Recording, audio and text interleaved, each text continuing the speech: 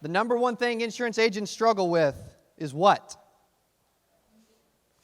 Getting in front of people, lead generation, marketing, etc. I'm going to go out on a limb. Maybe I'm going to go too far. We'll see. We'll make him prove it. The smartest dude at getting insurance agents in front of people at this entire event is speaking next. And it ain't me. Okay? I'm just telling you. You heard him on the podcast earlier. He's going to go a little deeper now. He's going to share some more nuggets and some knowledge. I'm telling you, the dude's ridiculous. You want to go from $4,000 a month to $10,000 a month? He's the dude. You want to go from $10,000 a month to $40,000 a month? He's the dude. Right? So I want to tell you a little bit about my buddy Landon real quick. We met because I was a Google client of his. I was spending, I think I started out at $3,000 a month maybe, something like that on Google. Now we spend a heck of a lot more because it works, okay? Another insurance agent, he was in a networking group with another insurance agent. He brought Landon in, said, hey, you need to meet Cody. We met. We kicked it off. We did some business together, started Google advertising with him every month. Since then, we kept doing more. We became friends. Our wives started hanging out together. A lot of good things started to happen. We just, kindred spirits, you know, when you find people in life, right, Cody, where you just like, dude, I like that dude, right? You know? This is one of those dudes. And when I find people in life and in business that I like being around, I want to add them to the team. It happens locally at our office all the time. We get 25 team members, and we try to add people that are good additions to our team. This dude is as good of addition as we've ever had, okay? He just recently sold, several months ago, a $4 million, I'm going to say it again, $4 million a year marketing and advertising agency to join our team. And I don't know why, but he'll tell you why, okay? To join as the VP of Marketing for 8% Nation, our Cody Askins brand and Secure Agent Leads. And we partnered together in Secure Agent Marketing because the dude is as good as it gets on a marketing level. The number one thing insurance agents need is someone to help you get in front of more people. I don't care if it's recruits. I don't care if it's prospects. When those things happen, you make more money. Who agrees with that? Say yes if you agree with that. All right. Stand up for me. We listened to a couple keynotes. Let's loosen up, okay? I'm not going to make you do any jumping jacks, but I like stretching, man. I like it, right? Let's get loose because I'm telling you this is going to be good. Dude, you're going to have to deliver, bro. Drum roll, please. I like it. Drum roll, please. Come on now.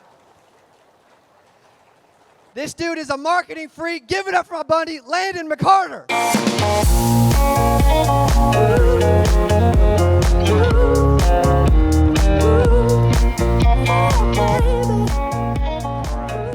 Testing. My mic work? All right.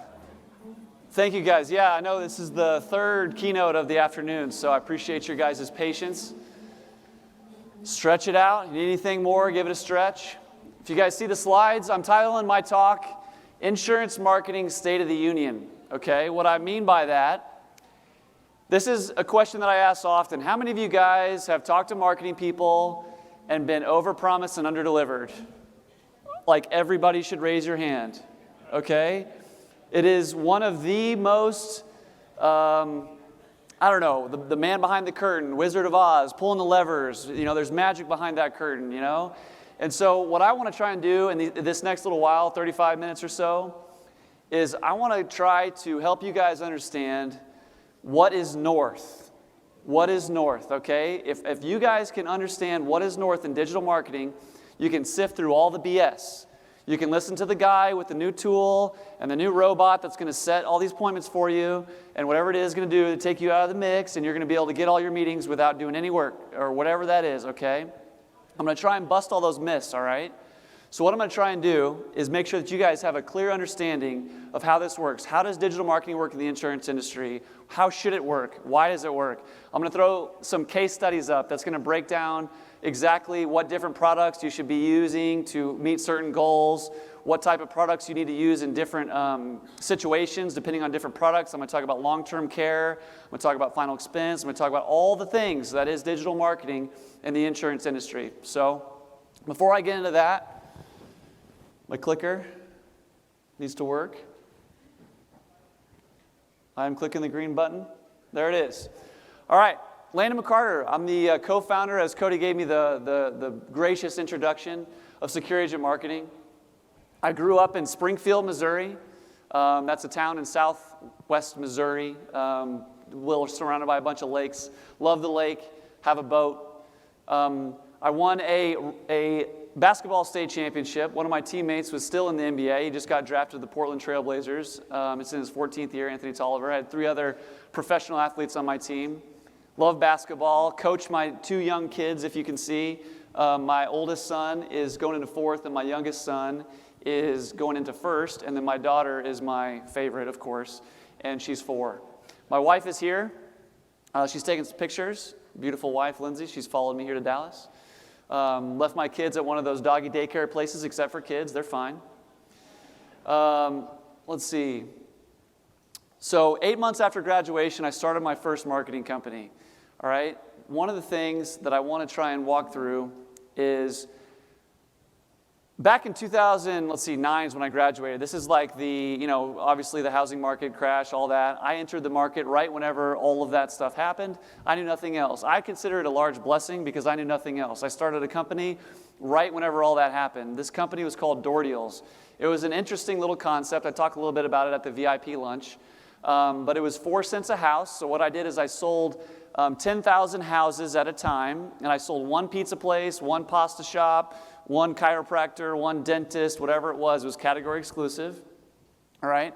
So they paid me 4 cents a house, 10,000 houses, and I did, they were called zones basically. So one of the creative ways, the problem wasn't selling the door hangers and selling the spots because my only competition was direct mail. The problem was what? Well, what would maybe be a problem on selling a door hanger that's 27 inches long, 7 inches wide, and comes in a pack of 250 that weighs like 20 pounds? What would the problem was probably distribution. So what we did is we got creative, and we decided that we were going to run fundraisers for the local school teams or whatever it was. So we'd meet these teams at Saturday morning at 10 a.m., and we would give them their door hangers. They would go deliver the door hangers. They would get their check for $1,000. We cut them a check for 10 cents a house, basically. We'd get our door hangers delivered. The pizza shop would get their coupons delivered. It was a great business model. It was fantastic. Our only real competitors were the direct mail houses or the shared mailers that had, because that was really the only way you could reach specific zip codes with specific incomes, et cetera. All right? So then 2012 came around, and Facebook and SEO and Google became much more mainstream. It wasn't that direct mail is dead or anything like that. It's just that digital products made it a lot easier for individuals to reach the consumer by either zip code, area, demographic, whatever it was. So we kept on doing the same thing. We franchised to 22 locations, and I had all these franchisees that were counting on me for their success because they bought into my franchise. So in order to help them be successful, what I did is I developed a series of digital marketing products to sell alongside Door Deals. So basically I said, why don't you lead with Door Deals, but then you also can go in and sell Google and some other things as well. So that was in 2012, okay?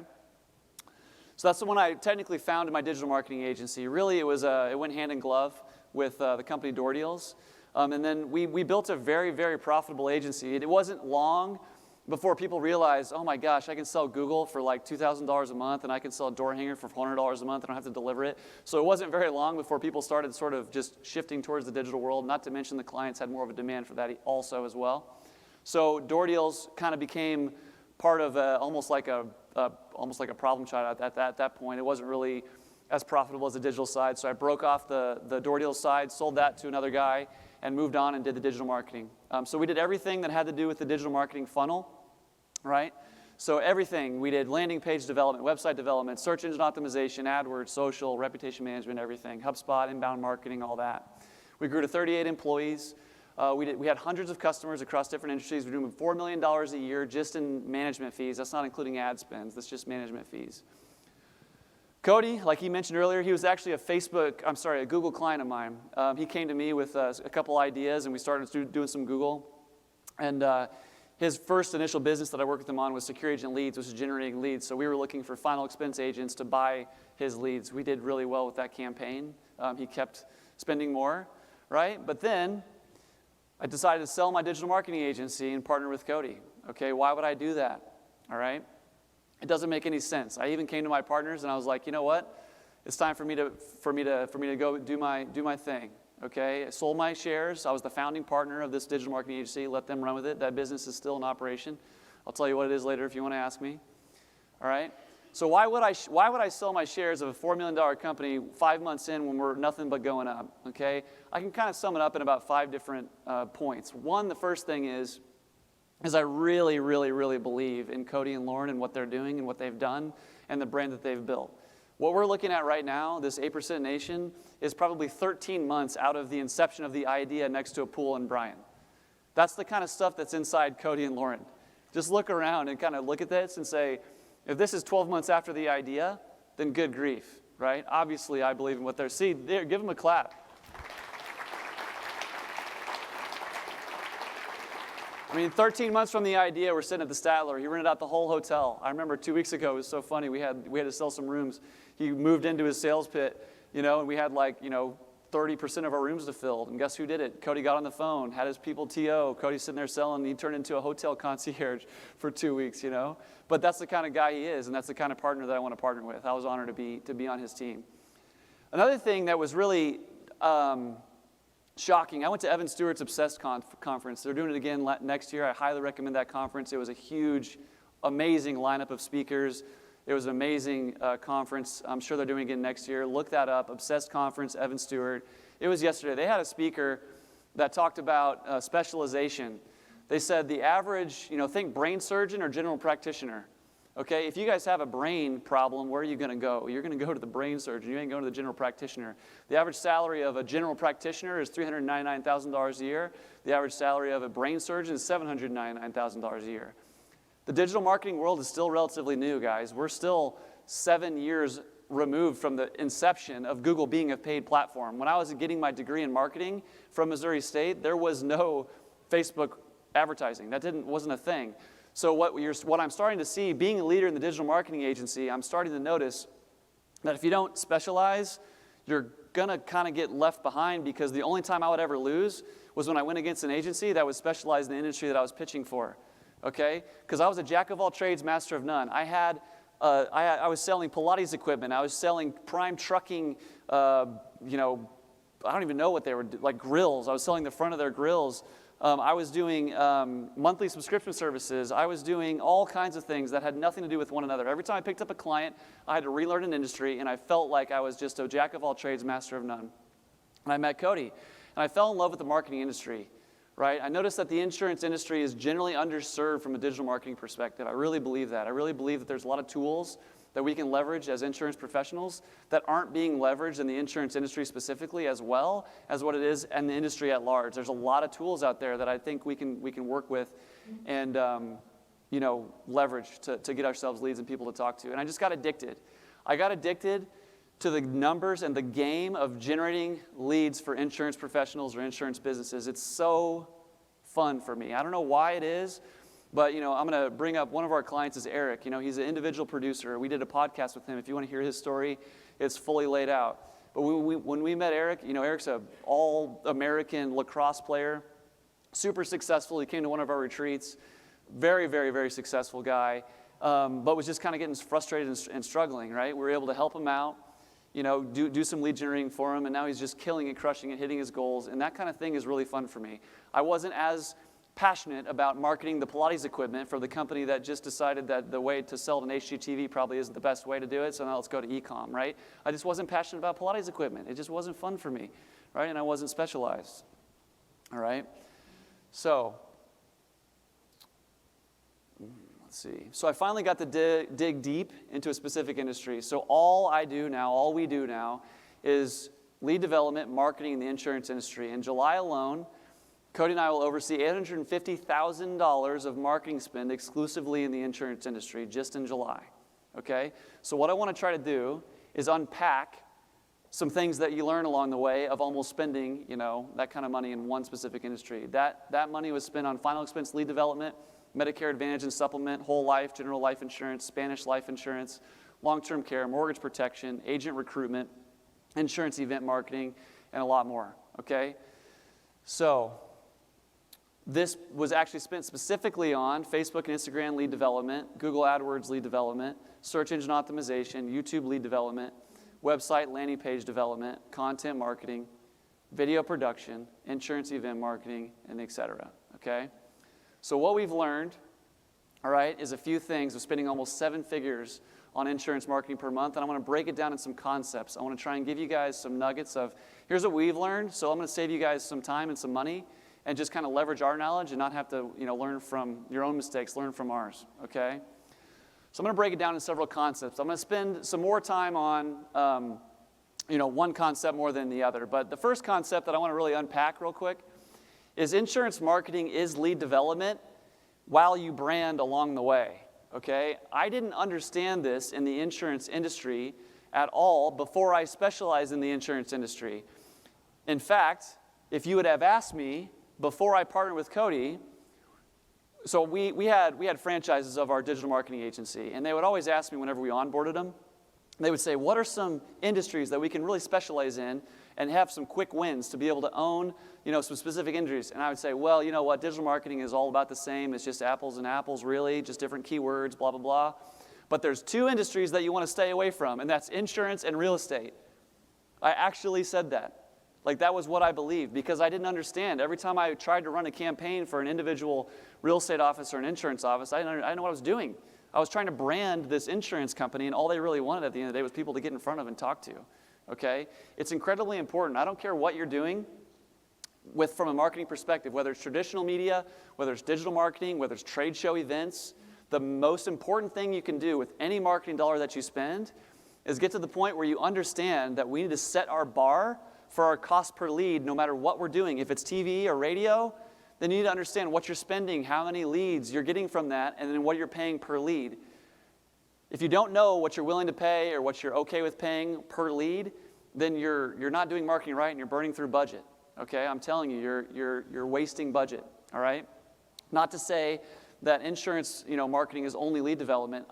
It is important to build a brand, but it's more important to return on investment so you can scale up. And the only way to really do that is to be able to track your lead quality and lead volume through what you're doing from a marketing perspective. Does that make sense to you all? The next concept I want to break out, and this is where I'm going to spend a lot of time unpacking, okay? What I learned is that not all leads developed are created equal. Okay, that may seem like a basic concept at first, okay? But I want to really unpack this for you guys so you understand which products to use when and how it works, okay? So different digital products deliver different types of leads. Your lead volume and quality is relative to the size of your geographic area, et cetera. But the main metric that I want you guys to walk away from my talk is a metric called buyer intent. Okay, buyer intent is a metric that we use, and it varies on product, it varies on all kinds of things, ad message, et cetera. Okay, so what is buyer intent? All right, buyer intent is how close a user is about to buy whenever they come into your lead funnel, right? So lead generating only alone, if you're just lead generating, I consider that checkers. What I consider chess is manipulating campaigns and targeting buyer intent while manipulating campaigns and targeting buyer intent while lead generating is just checkers. So what do I mean? Traditionally, lead generating works like a switch. How many of you guys have bought leads from a vendor? Most everybody, right? Whether it's direct mail or digital, okay? Typically, it's buy your leads. Here's your batch of leads. Here comes the spreadsheet. How did the leads go? Did I close X amount of policies? I did or I didn't.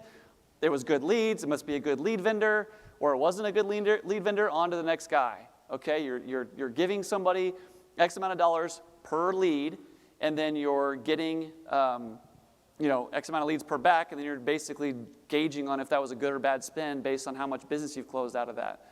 That's a switch. What I want to try and do is I want to try and evolve your guys' thinking, okay?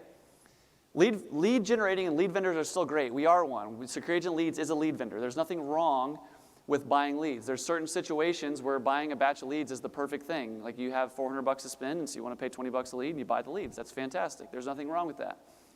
For those of you that want like a consistent, steady, if you listen to Coach Burt and you said, you know what, I've activated my Pray Drive, I'm ready to go, I'm ready to do everything, but I still kind of need some people to talk to, right? You got to get in front of people to actually, sell anything, right? So instead of a switch, okay, I want you to understand that digital marketing and marketing in general, you really should evolve from a switch into what I call like two knobs. Okay, so one knob we can turn is the volume and quantity of the leads that we're getting with our budget. Okay? The next knob that we can turn is the quality or the buyer intent. Okay? Buyer intent, would anyone agree that someone going to Google and typing in, I'm just going to use long-term care insurance because it's an easy example, long-term care insurance quotes is probably a higher buyer intent than an individual that we found on Facebook that matched our demographic, geographic area, and we solicited a call to action and got a lead from. Would anybody agree that that's a different lead with different buyer intent? Okay. So instead of having a switch that we're flipping and saying, here's my leads that are coming in, we have these two knobs. Well, the interesting part about buyer intent and doing this whole and playing this game is that I find that each business, each producer, each geography, whether it's telesales, whether it's door knocking, whatever it sounds like, has what I call a different line of equilibrium. Now, what this line of equilibrium is it's enough leads in your pipeline, in your CRM, to be busy enough to be successful, but not too many leads that you're actually, not getting to them quick enough, because speed to lead is a huge thing, right? So if you are getting a bunch of leads and you get 90 leads dumped, I was talking to somebody earlier that does direct mail. So they'll do a direct mail push, that mail will hit, they'll get like 80 leads on a Monday, and then they're trying to work those leads throughout the next couple weeks. Well, they're going to have better success because in the early parts than they are if they were just going to get a steady trickle. Well, sometimes it's tough to control, right? So you want to be able to turn those knobs, right, and say, okay, here's my line of equilibrium. Here's enough leads to get in my pipeline with also enough buyer intent to get the ROI and the closing rate that I'm comfortable with. There's plenty of ways to move that buyer intent, and that's what I'm going to break down, okay? We like to measure buyer intent on a 10 scale, okay? And I'm going to break down exactly how we do this, all right? I say 1 to 10. A 1 buyer intent is something like, get me on the front porch as cheap as possible. Don't care, want a door knock, don't care, right? I got $1,500 a month. I want you to get me on as many front porches as you can, okay? Sometimes telesales work this way because they have tons of butts and seats and they want to maximize their budget. They don't necessarily care exactly the quality of the lead, though it's still important. It's not that we're wanting to ignore quality, but it's more about volume than it is quality. Then on the other side, you've got your 10 out of 10 buyer intent. This is a completely different type of lead, right? So this would be like, we have a landing page. We have a video that talks about long-term care insurance. We have copy that educates on long-term care insurance. We have what's called a lead magnet. I'm going to go through that here in a second. Actually, I might as well just go there now. You build what's called a lead magnet. Has anyone ever heard of a lead magnet? Okay, gated content is another term, okay? It's also called like a soft conversion. So on this landing page, the first thing that we want is obviously an inbound phone call. That'd be the most ideal situation if someone's calling us and saying, I went to Google and I Googled long-term care insurance. I found your landing page. I watched your video. I read your copy. I've now read your ebook that talks about why you should consider long-term care insurance. How many of you guys would agree that someone that downloads the ebook, why you should consider long-term care insurance is probably interested in long-term care insurance to some level, obviously, okay? It's called a self-qualifying soft conversion. Well, that lead magnet is getting you conversions, but it's more expensive than if we were to just solicit a response from Facebook as an example, all right? So I'll show you what I mean. So this would be like a general landing page. I cut a chunk of that. So that ebook would be what's called a gated content. In order to get that ebook, you have to give us your first and last name, your email address, your phone number, and then by getting that, it unlocks the ebook. There's even further steps you could do if you want to qualify.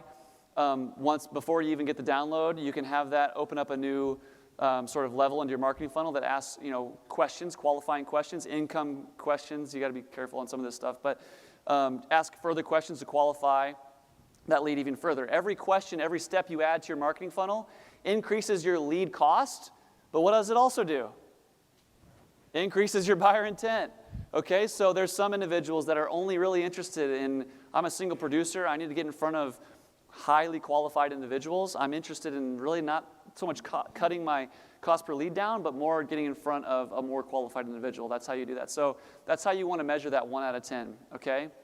So what I want to do is I want to give you guys some like bars that you can set to try out some of these different products, okay? So you guys understand what I would consider to be like a successful campaign. Now, remember that a lot of these vary on geography. Not all campaign is structured the same way. You can buy the same keyword in one state and it'll perform better. What I try to do is I just try to take some active campaigns we have so that you guys can understand that you can sniff BS if someone comes to you with an idea and they're trying to charge you X amount of dollars for whatever it is. I want to just give you like a good understanding of what that looks like. So here's this actual campaign. So that long-term care insurance gated content piece that I showed, this is the Google campaign that we're running for this particular client. Now, this particular client has a telemarketer that's setting appointments for him.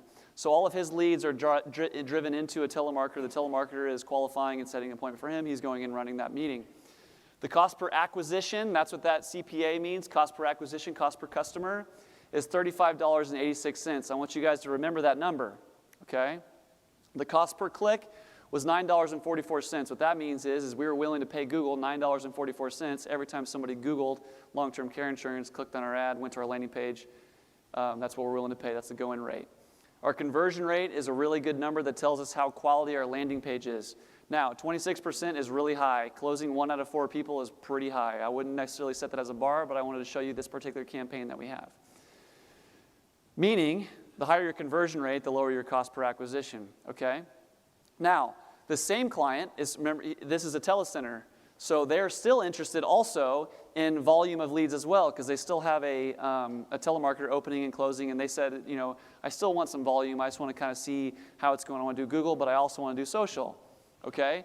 So in the social campaign, our cost per acquisition is $15.19, so $20 less than our Google conversion. The buyer intent, though, is much lower, right? But it's a happy customer. So if I was to ask you guys before I talked about this, would you rather pay $35 or $15 for a lead for long-term care insurance? What would typically you say? 15. It's cheaper. Why not? Well, that's because you're playing checkers, right? There's different lead types and different volume of leads that you can kind of tweak, because the closing rate for those Google AdWords for him is like 10 times what we're doing on Facebook. We're just using the Facebook as more of like a volume game to kind of fill his funnel as well. And then I think he's spending $1,000 a week on Google or something for that campaign, and he's only spending like $1,000 a month on Facebook or something like that. So let's look at a YouTube campaign for generating leads. Who knew that you could use YouTube to generate final expense? Okay? I'm going to talk more about YouTube here in a minute, all right? So right now, we have a campaign running. Now, for this particular YouTube campaign, is we can target specific channels, specific topics, etc. So what you're doing is we're showing an ad on YouTube, driving website traffic to a landing page, and then doing this whole conversion tactic that I was telling you about as well. Okay? So the conversion rate for this product or this project is 11.88%. They're paying $4.08 per lead. But there's also a really cool branding component that's happening right now. Okay? So 32% of our ads are being viewed 75% all the way through. We're only paying 3 cents per view. And we have a 1.1% click-through rate. Now, does anyone who thinks YouTube ads are annoying before your view, right? We all do, okay? So that first 5 seconds where you can skip the ad, did you know that you don't have to pay for that? Right? It's free. Google only charges you for what you're actually watching. So a lot of these campaigns that we have, we're showing hundreds of thousands of people our message and our brand, and they skip, and we didn't have to pay for it, okay? And we're still getting leads for $4.08. Now, if I was getting leads for $40, I might not be so excited about YouTube right now, because I know I can get them different places with Google and different places with Facebook. Do you see what I mean by understanding our benchmark of what we're willing to pay per lead? That's kind of what I want to make sure you guys understand. All right? Let's look at a quick recruiting campaign. How many of you guys are interested in recruiting agents? A lot of people are. Okay? This is actually an easier target to hit than you would think. All right? Right now, we have got a client that's recruiting. He's in 40 states. We have a simple message. We have a video built by him. We have his different value proposition. He's paying $3.11 per prospect to raise his hand. It's becoming so successful But he's actually hired a telemarketer to then do the same thing the other guy's doing to qualify the leads and get him on the phone and talk to him as well. He's recruiting producers. The cool thing I like about this campaign is not only do we have a campaign running to recruit producers, we have a campaign running to recruit team owners that want to bring their whole team. So we have a whole completely different campaign running that's targeting the individual that's a leader with different messaging, different landing page, et cetera, talking about the benefits of bringing your team to us as opposed to only yourself. That's about a twice cost per lead, but obviously it's more valuable because it's more than one person, right?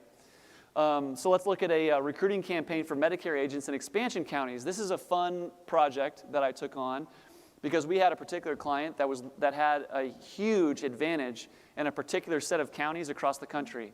So what I did is we got those actual counties where they had this advantage. We input those counties into our campaign. We only ran the message in those expansion counties. We generated the leads that way, all right? We generated 113 leads. I think we're on track to be about 175 over 6 weeks. We started July 1.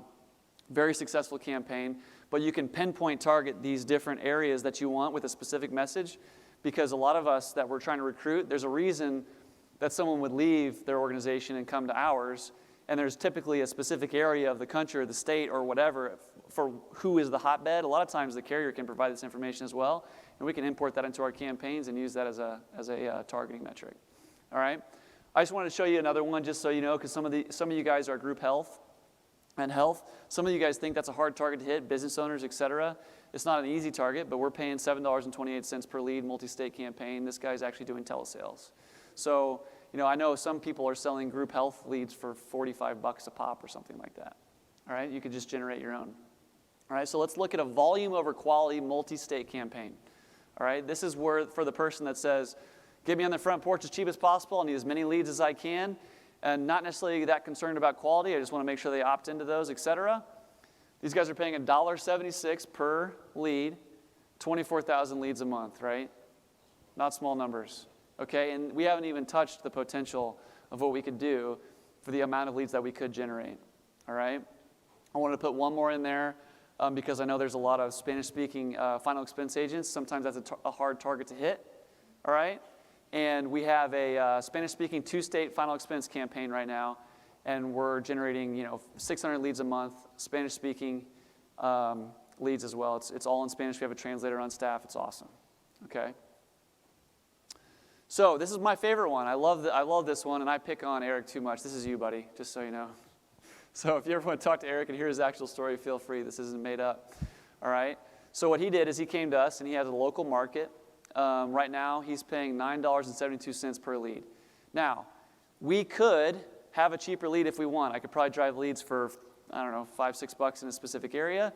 But we are specifically adding in buyer intent to this campaign to get him in front of the right people so that he doesn't hear things like, I thought this was free. I thought the government paid for this. I thought that there was a free Walmart gift card with this lead or whatever it was, right? We don't need to play those games. So for him, we dialed the buyer intent, 3, 4, 5 or whatever, instead of just driving the lead as cheap as possible. He's getting 35 leads a week. He's closing the policies to get about $7,500 of commissions per week. And the budget that he has for this project is $1,500 a month. How easy is it for you to spend the next $1,500, right? No question. It's not even a factor. Now he knows how to scale. Now he knows how to recruit. It's all a self-fulfilling project that has been so much fun to work with you on, Eric. I appreciate your trust. And you've even already given us a referral with Spike that's next to him. Right? So, concept 3, and this is one of the most important things, in my opinion, aside from just the pure numbers. Okay, as insurance marketers, we're shooting at a moving target. Okay? Cody was one of the first at-scale Facebook lead vendors in the country that was large 2 years ago. Okay? He noticed a trend. He started doing it. He was killing it. Okay? The way that we generate leads now is completely different than 6 months ago, and the way that he started generating leads is completely different than it was 6 months after that. It changes. Facebook rips away tools, all right? It's completely different. So who remember that Facebook just got fined $5 billion last week? Did anyone read that? Well, they got fined because of the privacy issues. Well, we used to be able to target by income. Now we can't target by income. Well, that hurt our mortgage protection projects, right? Because it's a little bit easier to drive mortgage protection projects if you can target specific incomes. So this stuff always changes. We're doing different things every week. We're trying different things every week, okay? Because our job, we drive, we spend $850,000 a month on this type of marketing. If we're not ahead of the curve of what's going on next, we're getting completely left behind, and we don't want to be that. We want to bring our clients to what's happening next, not just how it's working now, right? This is a moving target, all right? So what's the next big thing? I want to spend a little bit of time talking about this, okay? I've been in the digital marketing game for a long time. I was a digital marketer when Facebook became a paid platform. I was selling local advertising when Facebook first became paid. Does anyone remember that? When Facebook all of a sudden allowed us to pay for ads, it was almost like a joke. It's like, who's going to pay to boost a post? That's crazy. Until my friend that owned a dental shop that sold Invisalign put $1,000 a month in it and was getting like $80,000 of Invisaligns. And my chiropractor friend that was like, sure, I'll try. I'll put $2,000 a month to give a free x-ray and exam, and booked like 1,000 customers a month. Right? And then everybody started to figure this out. And they're like, oh, wow, I can now target for pennies on the dollar. Let's go ahead and do that. And it was the gold rush, right? So let me tell you guys something that's really interesting that's happening in the digital marketing world that I bet you guys don't know, okay? Facebook has an ad inventory that is a set number. Does anyone know that? You can't just put an ad. You're never going to see a Facebook feed that's filled with ads, because then it wouldn't be Facebook. It'd be ad book. You know what I'm saying? So they got to have a social marketing component. So 1 out of every 3 ads or stories in your feed is at most an ad. In Q1 of 2019, guess who hit their ad capacity? Facebook, okay? So prior to 2019, for Q1, we just had to go to Facebook and buy the ad inventory. Now what do we have to do? Now we have to go to Facebook, buy the ad inventory, and outbid you, and you, and you, and you. So what do you think is getting ready to happen to this gigantic auction? Okay, it's going to increase. I'm telling you, it's going to increase. We're already seeing incremental increases. For those of us that are in the lead game, we're always trying to figure out how to hedge this, but it's happening. And we're going to see it happen even quicker. So who would you consider the digital marketing giant from like global digital marketing giant? Who would you guys consider that? Google or Facebook? Google.